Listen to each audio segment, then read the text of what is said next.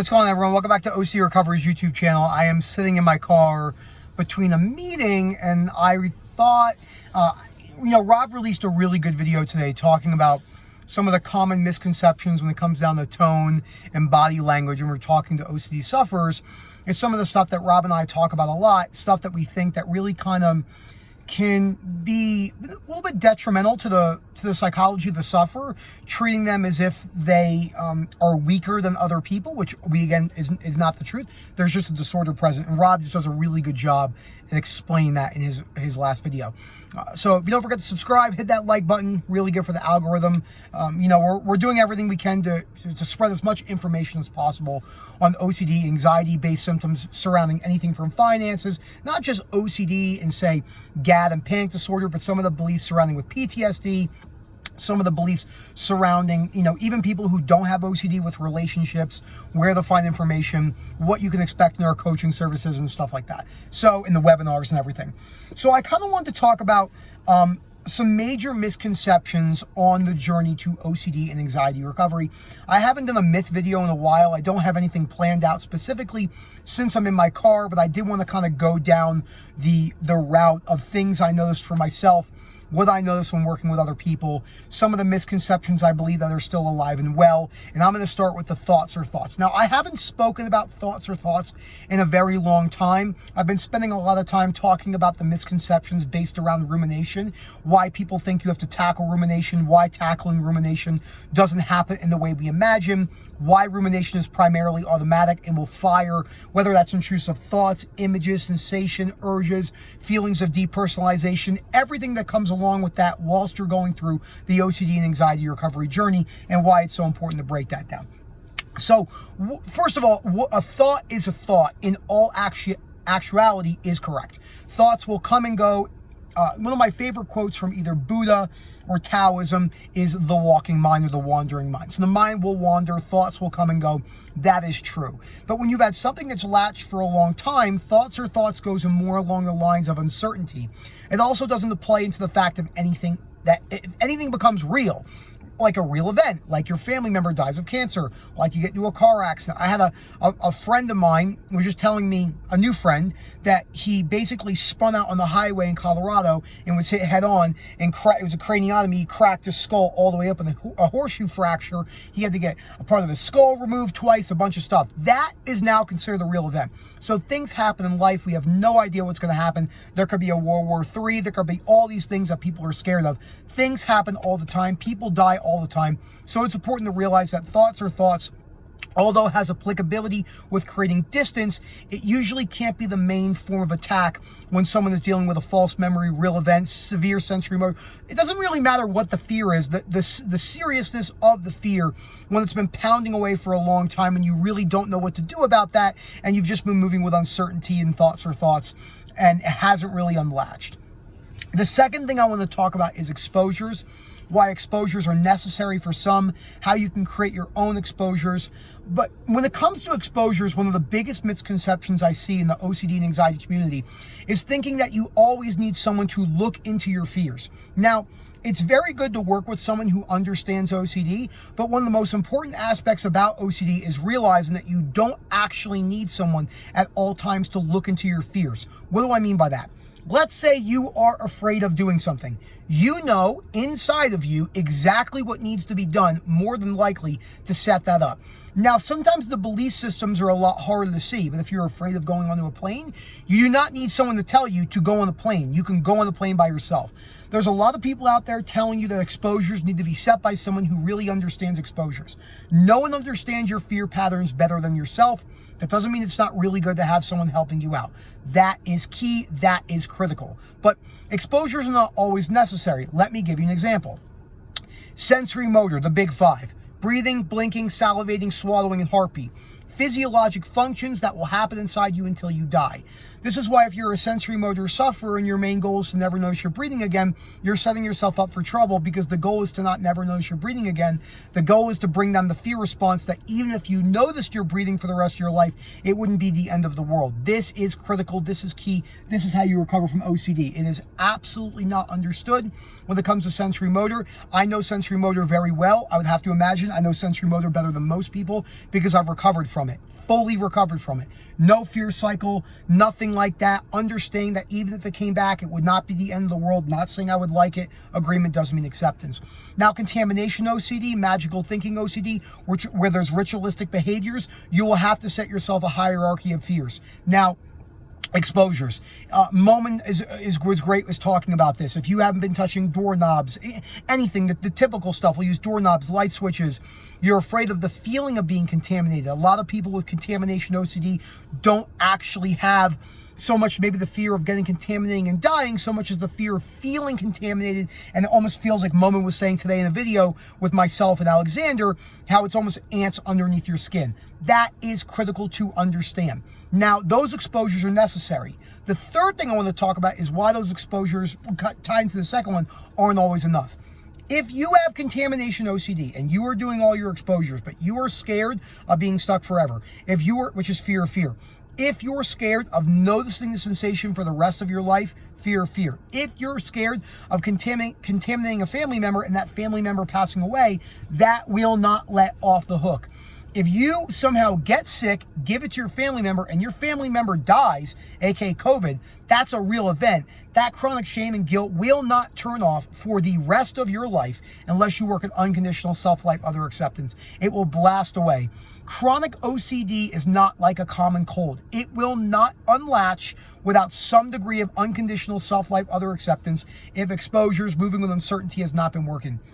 The reason why I'm coming across very blunt and matter of fact in this video is because there's a lot of people who are being talked to in wishy-washy manners. There's a lot of people who think that the journey is going to be a lot easier than it's going to be.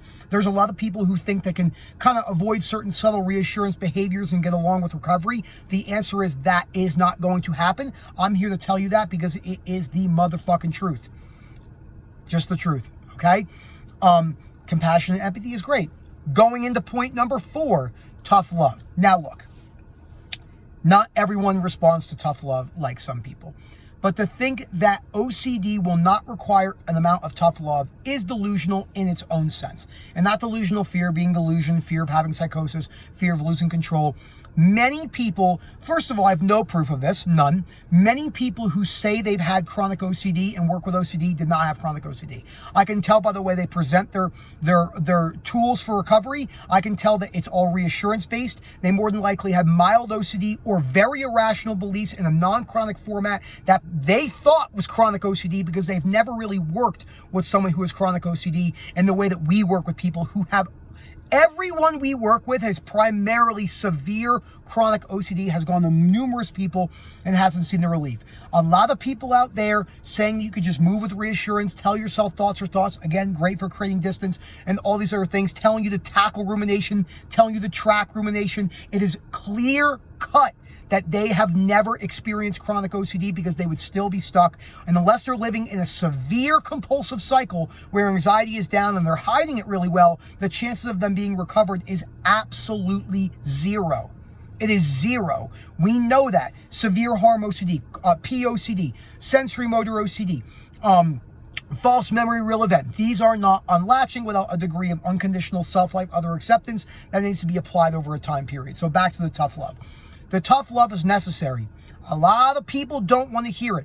My job here is to not be your friend. I will be your friend, but I'm also going to, if I'm coaching you and I'm talking to you in a webinar, I am telling you the way it is. It doesn't mean I'm not being compassionate and empathetic. A lot of people know I've done a lot of one-to-ones with people. I've spoken to hundreds and hundreds and hundreds of people in webinars, spoken to thousands of people in the WhatsApp groups, in the Facebook groups, in my Instagram, and they know I'm a jokester and I care a lot. If I didn't care and didn't have compassion and empathy, I wouldn't do this. I don't need to do this, but I do it because I want to do it, and it means a lot to me. And I will do this until I die because getting the correct information out there about OCD is so important to me because I know what it's like to be stuck. I know what it's like to not have tough love. Let me give you an example. If you are sitting on the couch all day long and you're scrolling Netflix, I get it. That is not going to bring you to recovery. You are not going to recover. And what do we do? Well, that means no Netflix, never touching the couch. Black and white needs to go. Balance is key. There's nothing wrong with smoking a cigar here and there.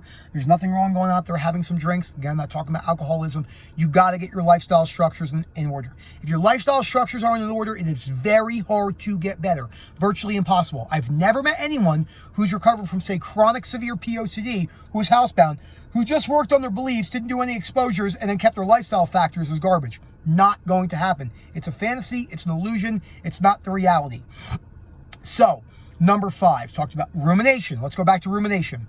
Rumination, okay, people are always trying to find the nuances. There's analyzing, okay, where you're sitting down after a dinner and you're like, with our OCD, I always use this example, and you're like, I'm going to figure this out. I'm going to figure out if I'm not feeling connection. That's rumination. But that's not what the majority of rumination is. Rumination is intrusive thoughts, images, sensation, urges, and depersonalization and derealization popping up, cropping up in areas you don't want it to. Your wedding day, the birth of your child, buying a house, everything like that. It's going to pop up. It's going to punch you in the face. It's like Mike Tyson uppercutting you in the last round.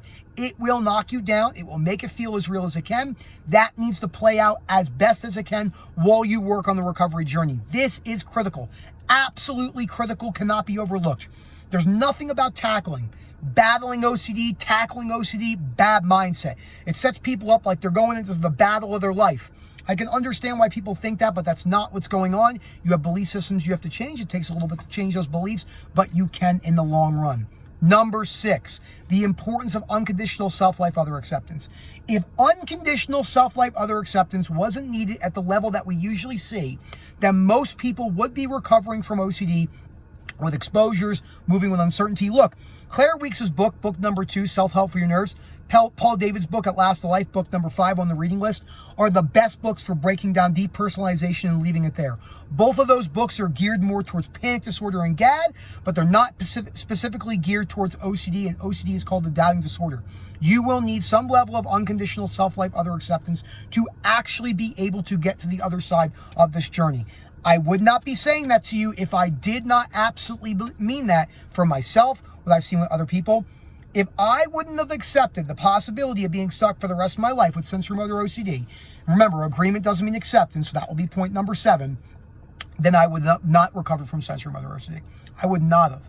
I can blink, I can salivate, I can do all these sensations. It has nothing on me. It might latch for a second here and there, high moments of stress, job, work stuff, life events.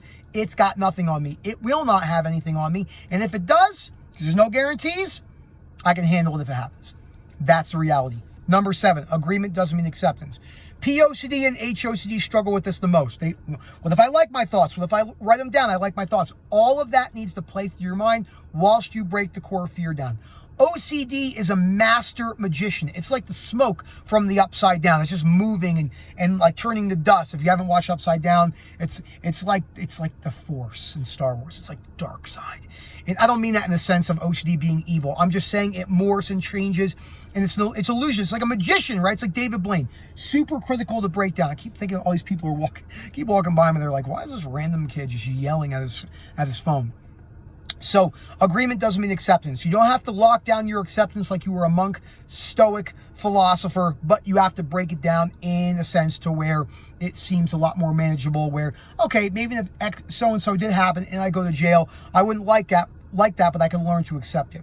These things are absolutely critical. Number 8, time and patience. I'm going to be very blunt to the point.